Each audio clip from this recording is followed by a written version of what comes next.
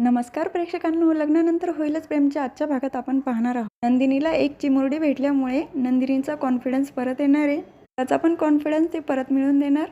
म्हणून आजचा भाग पूर्ण बघा. काव्याला उठायला उशीर झालेला असतो. काव्या उठ, तुला परत नोट्स पण लिहायचे आहे, काल ज्या खराब झाल्या त्या. पण एका अर्थाने चांगलंच होईल, माझी परत रिव्हिजन तरी होईल. लक्ष समोर लिहिलेल्या नोट्सकडे जातात तेव्हा ती उठून पटकन बघते, हे तर देशमुखांचं अक्षर आहे. ती पटकन पार्थला फोन करते. अहो पार्थ, तुम्ही हे काय केलं? नोट्स तुम्ही लिहिल्या? तेव्हा पार्थ सांगतो, माझ्यामुळे उशीर झाला तुम्हाला वॉशरूममध्ये जायला आणि नोट्स खराब झाल्या, म्हणून मी थोडा प्रयत्न केला आहे लिहिण्याचा. चेक करा हां, बरोबर आहे की नाही ते. आणि मला नेहमी तुमच्या चेहऱ्यावर हसू बघायचं आहे. एक सांगू तुम्हाला, रडताना तुम्ही खूप क्यूट दिसत होतात हां. काल जर मी हे बोललो असतो ना तर जरा भडका जास्त झाला असता, म्हणून मी काल बोललो नाही. आणि यापुढे पण कोणताही प्रॉब्लेम असेल ना, आपण मिळून सॉल्व्ह करू. काव्या सांगते, अहो देशमुख, पण दोष तुमचा नव्हताच. कसे आहात तुम्ही? आय लव्ह यू म्हणून फोन ठेवते. पार्थ ऑफिसमध्ये आल्यानंतर सगळेच त्याला कॉंग्रॅच्युलेट करतात. तेव्हा पार्थ विचारतो, तुम्ही कॉंग्रॅच्युलेट का करताय? काय झालंय, कोणी सांगेल का मला? स्टाफमधली मुलगी सांगते, तुम्ही बाबा होणार आहात, पेढे तर दिले पाहिजे. पेढे कसले, पार्टीच दिली पाहिजे तुम्ही. पार्थ विचारतो, पण मग हे कोणी सांगितलं? तर ती रम्या मॅडमनी सांगितलं म्हणून सांगते. अच्छा ठीक आहे, तुम्ही बसा. मी तिथल्याच पिऊनला रम्याला मध्ये पाठव म्हणून सांगतो. तर जीवा नंदिनीला सोडवतो मंदिराजवळ. तिला अनवाणी जाताना बघून थांबवतो. नंदिनी, हे काय? मी आज उपवास केला आहे आणि इथे जितकी पण मंदिर आहे ना, तिथे मी अनवाणी जाऊन अभिषेक करणार आहे. अगं तू वेडी आहेस का?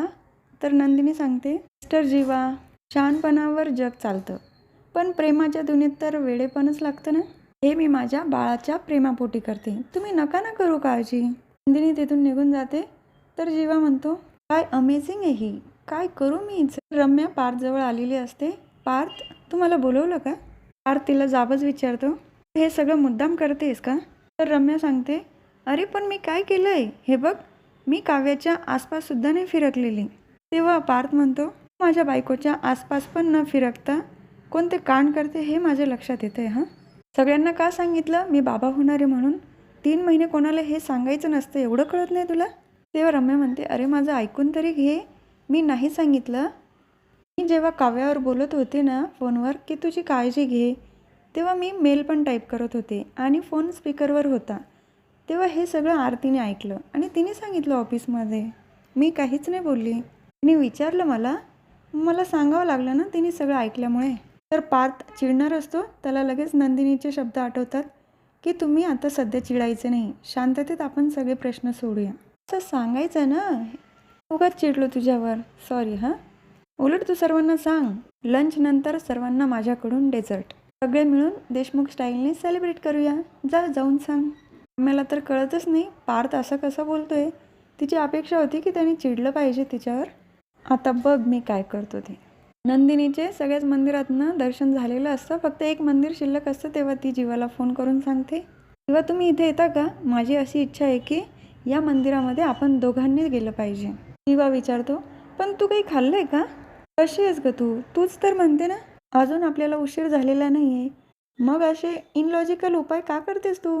नंदिनी सांगते, अहो जीवा, सगळ्याच बायका करतात आणि माझी देवावरची श्रद्धा ही अंधश्रद्धा नाही. ते सांगू नका, इथे लवकर या बरं. फोन ठेवल्यानंतर ती विचार करतच असते. जीवांना वाटतं की मी आई होऊ शकत नाही. खरंच रिपोर्टनुसार मी 100% आई होऊ शकणार नाही. तेवढ्यात तिथे एक छोटीशी मुलगी येते गजरे विकायला. गजरे घेतीस का गं? तर नंदिनी तिला म्हणते, तू एकटीच गजरे विकते, तुझे आई बाबा कुठे? तेव्हा ती छोटी मुलगी सांगते, माझे आई बाबा तर नाशकात, इथं मी माझ्या मोहबोली मावशीजवळ राहते. तर नंदिनी म्हणते, मोहबोली म्हणजे मानलेली मावशी का?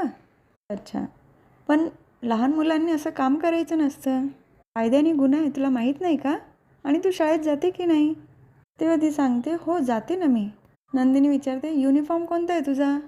तिला काही सांगता येत नाही, युनी करत राहते. नंदिनी विचारते, अगं गणवेश कोणता आहे तुझा? नंतर ती शांत होते. नंदिनी म्हणते, म्हणजे जात नाही ना तू शाळेमध्ये? बरं ते सगळं जाऊ द्या, गजरे घ्या की तुम्ही, खूप वेगवेगळ्या प्रकारची गजरे, मध्ये माझ्या नावाचा पण गजरा आहे, जुई. नंदिनी म्हणते, अच्छा जुई नाव आहे तुझं? माझा नवरा असताना तर 5 गजरे घेतले असते तुझ्याकडून, 100चे 5. तर जुई म्हणते, अच्छा म्हणजे तुझ्या नवऱ्याला 5 बायका आहे का?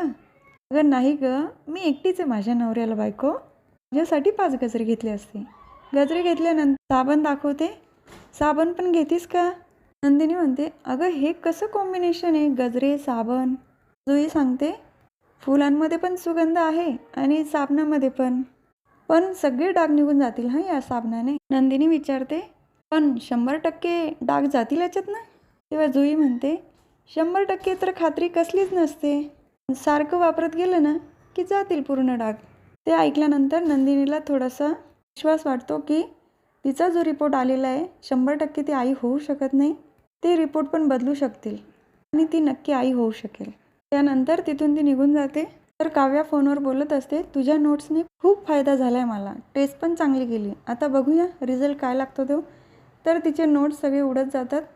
ती जेव्हा वेचते त्याच वेळेला तिथं विजय येतो. त्यामध्ये पार्थने काढलेला काव्य बाळाचा स्केच पण असतो. त्याच्या हाती लागतो तेव्हा तो विचारतो, छान काढलेला आहे स्केच, पण मग यावरून लक्षात येते मनापासून नको आहे का बाळ? कारण जी गोष्ट हवी असते ती सांभाळून ठेवतो ना. हे पेज कसं झालं आहे, चुरगळलं आहे, व्यवस्थित ठेवलेलं नाही. काव्या विचारात पडते. त्याच वेळेला रम्याचा फोन येतो, तिथून तो निघून जातो. काव्या मनाशीच बोलते, विजयला थोडा डाऊट आलेला दिसतोय. त्यांनी घरामध्ये काही सांगण्याआधी मीच सगळ्यांना सांगितलं पाहिजे. जीवा नंदिनीला घ्यायला येतो. तो खूप नाराज दिसतो. तेव्हा नंदिनी म्हणते, अहो काय झालं? तर जीवा सांगतो, मी क्लायंटला प्लॅन सांगत होतो, इथे बेडरूम असणार आहे, हॉल असेल, किचन असेल. तर समोरच्या क्लायंटने विचारलं, चिल्ड्रन रूम कुठे असणार आहे? ते ऐकल्यानंतर तर माझा मूडच गेला. मला पुढे काही बोलताच नाही आलं. तिथून एक आई आणि मुलगी जात असते. तिच्याकडे बोट दाखवून सांगतो, आपण असे आई बाबा कधीच होणार नाही, आता मला 100% खात्री पटली. तर नंदिनीला जुईचे शब्द आठवतात, 100% खात्री तर कशाचीच नसते. जीवा, आपण एक खेळ खेळूया? तर तिच्याकडे बघत असतो.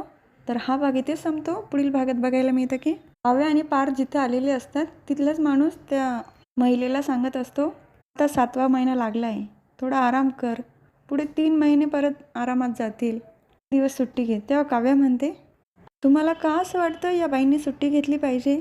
मी बायका स्वतःलाही सांभाळू शकतो, आमच्या बाळाला पण आणि आमच्या करिअरला सुद्धा, तुम्ही काळजी करू नका. पार्थला हे ऐकून छान वाटतं. तर नंदिनी जीवाला समजून सांगत असते, एक दिवस नक्की मिरॅकल होईल जीवा. जीवा सांगतो, तुला 100% खात्री आहे?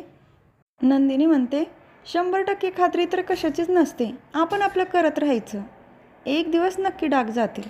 जीवा नंदिनी त्यानंतर खूप खुश असतात. दोघंही आरशात बघून आपल्या बाळाची स्वप्न बघतात. तर हा भाग इथेच संपतो. उद्या पुन्हा भेटूया लग्नानंतर होईलच प्रेमच्या पुढच्या व्हिडिओमध्ये. तोपर्यंत माझ्या व्हिडिओला लाईक करा, शेअर करा, सबस्क्राईब करा, बेल आयकॉन दाबायला विसरू नका. Tata bye bye and take care.